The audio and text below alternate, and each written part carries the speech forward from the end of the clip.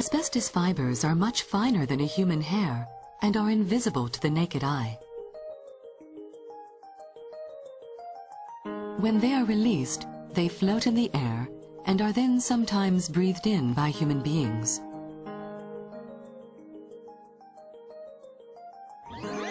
The human body is equipped with two defense mechanisms against foreign bodies that are breathed in. First, some foreign bodies are trapped by the mucous membrane of the respiratory tract and removed by ciliary movement. This prevents them from being carried further into the body. Small foreign particles that get past the first defense mechanism and reach the alveoli inside the lungs are removed by macrophages, which engulf and digest them. Macrophages, which are a kind of white blood cell, constitute the second defense mechanism.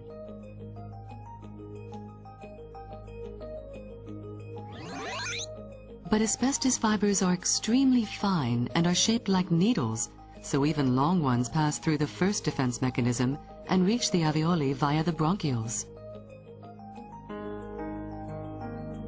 The macrophage has a hard time engulfing these long asbestos fibers, so it releases digestive enzymes outside the cell, setting up an inflammation in order to summon reinforcements. But this simply damages the surrounding healthy lung tissue. The tough asbestos fiber is not removed. If the inflammation and consequent damage persist over a long period, the result is that the lung becomes fibrotic. That is, it hardens and loses elasticity. And if damage to the lung tissue continues over a long period, so that the DNA of the cells lining the interior of the bronchi and the pulmonary alveoli is damaged, lung cancer eventually develops.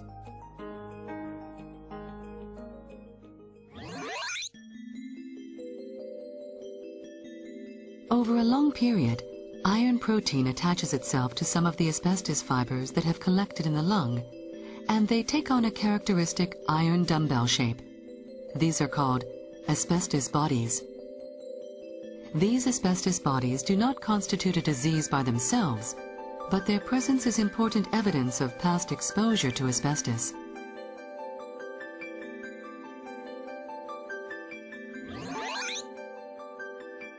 Some of the inhaled asbestos fibers do not remain in the lung, but proceed as far as the pleura. When fibrosis of parts of the parietal pleura occurs, characteristic lumps of hardened and thickened tissue called pleural plaques are found.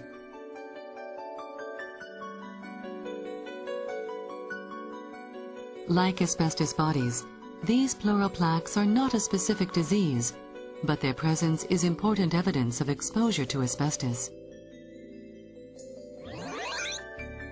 Damage caused by asbestos fibers to the DNA of the mesothelial cells lining the pleura over a long period leads to the appearance of malignant tumors called mesothelioma.